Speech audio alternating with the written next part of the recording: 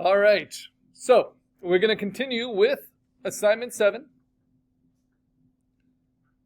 So far, this is what we've gone over. We did an introduction to digital painting, and we learned how we can use AI in a very limited way.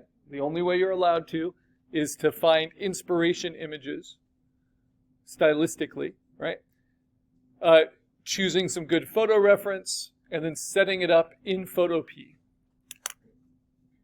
So let me go to the assignment,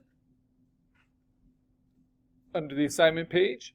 And on that assignment page, like we usually have, we have a bunch of resources as well. So I have an exhaustive explanation of digital painting. I know you guys love these. I'm not going to go through all of it, but if you are confused, especially if you're confusing digital painting with digital coloring, especially if you're used to digital art being line-based and then coloring behind the lines, digital painting is different. Digital painting is coloring on top of a sketched line and sometimes not having a sketch at all. So if you look at this process of Wonder Woman, keeping with the Wonder Woman theme, this is very different than all the digital coloring and digital inked examples for the illustration assignment, in that the lines get very quickly painted over with shapes and with tones and with color. So at the end of the day, you don't have any outlines anywhere. Everything blends right to the edge of what that thing is. Here are some of my digital painting, handout tips, right? These are the two major approaches. One is based on shape painting, where you sketch with just blocks of color shapes. And then you start to build up layers and use smaller and less opaque brushes to build lots of details. Both of these are photorealistic methods of digital painting, but you could also use them for any form you like. The other is that you actually do a sketched line and then very quickly you fill it in. This is what I call the kill whitey phase, right? With local color. And then you keep painting over the top and refining, and edges that you want to sharpen, you actually can then cut out. And we can go for a representational approach, which matches our shared reality, even if you use crazy colors. An abstract approach, these are all portraits of James Joyce, the author. An abstract approach really plays with a lot of stylization, and you get to decide what's important, what's not important. Almost all the way to what's called non-representational, where you almost lose that it's even a portrait at all. It just becomes about shapes and forms and textures, right? All of these are forms of digital painting.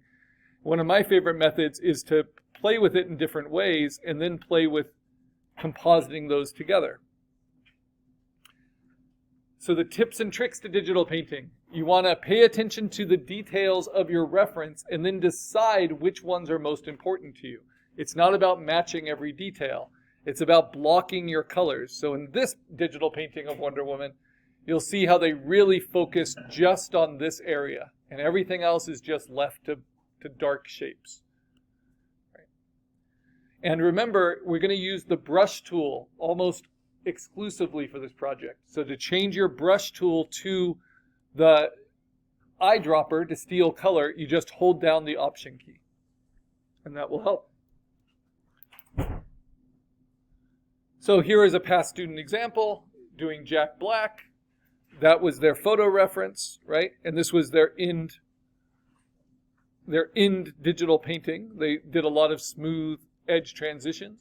This was their initial sketch, and they did not color under these lines. Rather, they painted on top of them, right? And then refined each shape as they went.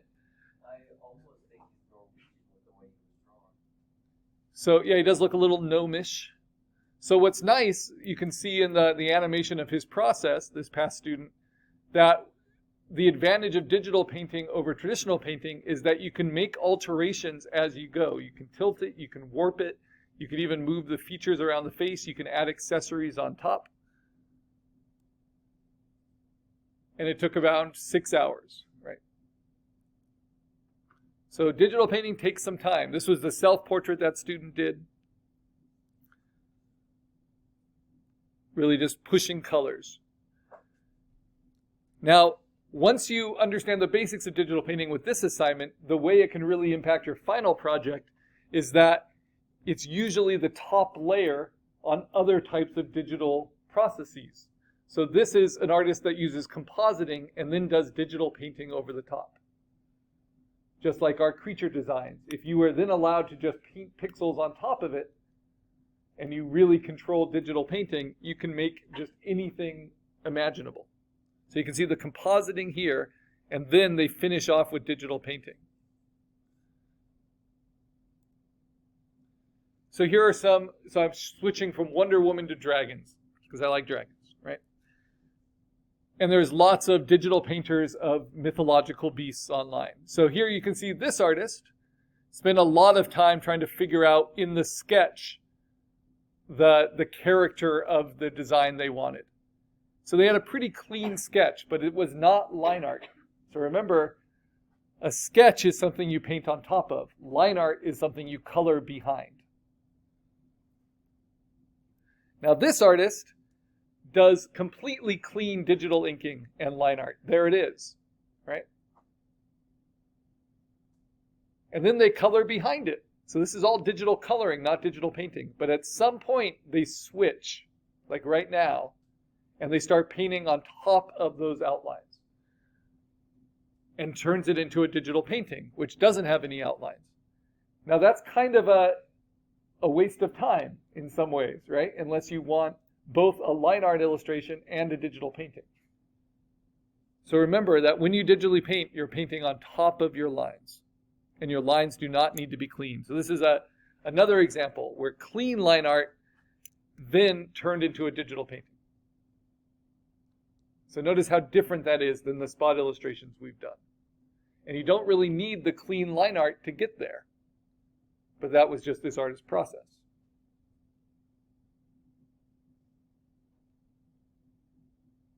So if you're more comfortable starting it as a spot illustration and then changing it to a digital painting and painting on top, you can certainly do that. So those are those slides to review.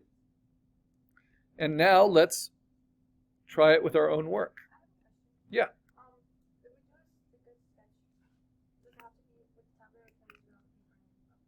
So I have let students scan in or photograph, hand-done sketches and then digitally paint on top of that.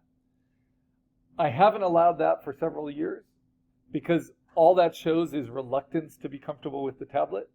And the only way you get comfortable with the tablet is to put in time with it. So this isn't a final project. For your final project, that might be a great way to go, right?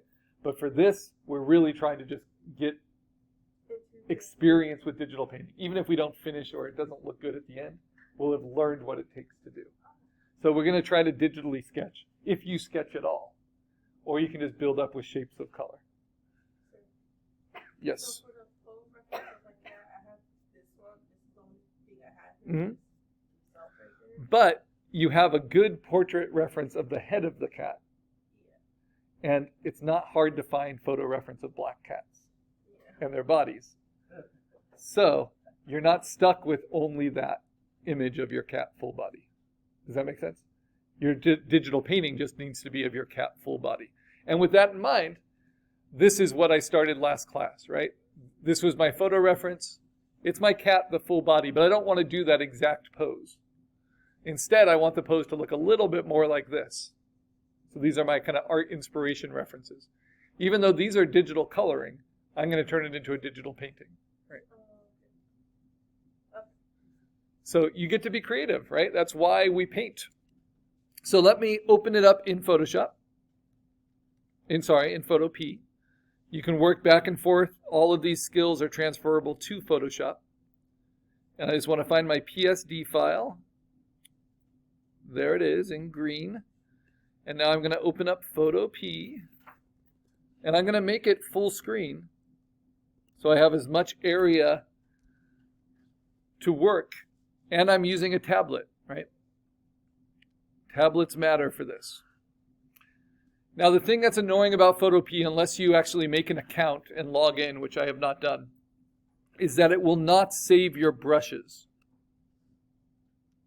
So if you look at the last videos, I created a brush and it was right there and I was able to use it. But what I showed you last class was that you can create your brush on your own layer. So here's the brush layer. I'll delete this mess here from it. That was me testing out the brush. Whoops, wrong layer.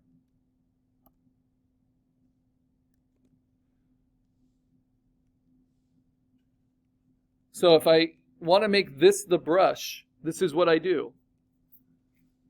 I paint something that's like the stamp that the brush gives, just with the standard brush, black on white, or black on an empty layer. So this is just the standard pressure-sensitive brush. I can kind of add to it, make it a little bit thicker. I usually work at about 100 pixels.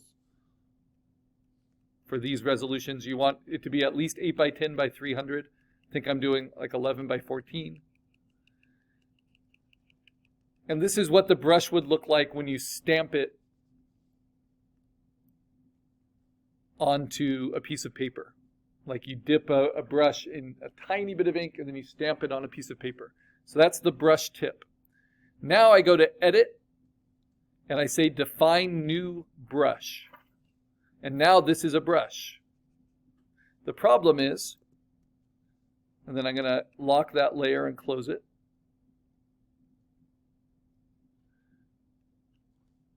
And now I'm going to do a new layer just to test out the brush. So when you make the brush, it will give you that stamp. But if you click and drag like you do with brushes to paint, notice how it just copies it and locks it at the same angle and same size. So in order to change this, we have to go to Brush Settings, which you'll find under Window. And the brush setting that matters the most are the tip dynamics. So this, just like doing layer styles, is where you set up your brush. First, I'm going to vary its size a little bit. So even though it's locked, it's going to do a slightly different size every once in a while, just like a real brush would. Then I'm going to play with the control, and I'm going to make it based on pin pressure, which you can also do right there. Right? So it can go small if I barely touch, and thick if I press hard. Next, I'm going to play, this is very important, with the angle jitter. And that's going to make it so each time I use it, it's going to be at a different angle, which means that when I actually paint with it, now this looks much more believable as an organic texture, right? And it has those nice kind of frayed edges, which will help with my blending and my fur and anything else I want. Okay, and then that's it. Now I can use this brush, and when I look at my brush, as long as I'm open in Photo P in this instance, right, it will be there. But I like to keep it on a layer so I can always just recreate it. And all you do is you paint it on a layer, you turn off every other layer, and you say, Edit, Define New Brush. That's as simple as it is. So you might create several brushes for this. And I used a similar brush to that to create this sketch layer.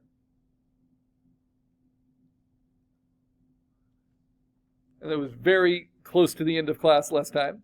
So what do I need to do with this brush? I need to shrink it to around 100, right? And I'm trying to figure out kind of the silhouette I want, kind of working between my reference and my inspiration reference and my photo reference. And this is going to take a little bit of time, just like on that slideshow I showed you, where they were trying to figure out where to put the dragon, right? And how to shape it, how to angle it. So it's worth taking your time in your rough sketch phase. And whether you do it as a sketch or whether you do it as just shapes, right? That can also work. But I'm realizing with the silhouette, I want this to be a little bit stronger and more hooked down like that. And I'm just going to use my lasso to erase. I don't like to use the eraser because it's fussy. But the silhouette does matter, even if it's very loose. And then this paw, I want to go up at a sharper angle here.